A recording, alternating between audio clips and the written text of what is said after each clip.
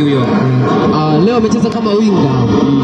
Leo naona kocha wa Yati FC aliamua kumbadilishia majukumu na akamweka kama nafasi ya beki, anakuwa na fiti zaidi. Ndio. Mpira kichwa Salim Hussein. Mguu wa kushoto hajatoka nje. Ameichanga kweli kweli kwa kisha kwamba haitoki, lakini tuone itakuwaje. Ameiwahi kwenda kushoto kwenda kwa namba 8 Mwanashimba, lakini inafika. Tuone itakuwa ni pasi namna gani. Inakwenda nje. Off target, inakuwa ni goal kick.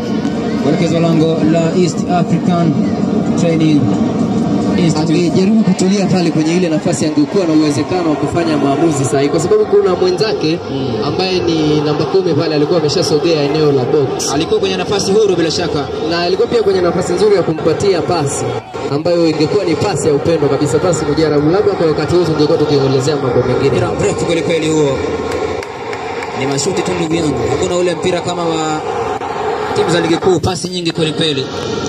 Timu zimeonana, mpira ukikaa chini sana viungo wakati wanakuwa wana uwezo kuumiliki.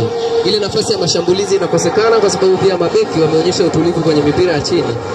Na mipira ya juu inatokana na Kingori kuamua kuopti wenyewe kucheza mipira ya juu kutokana na vimo vya mabeki waliopo kwenye timu ya Yati FC. Mpira umekwenda nje. Mpira umetoka nje.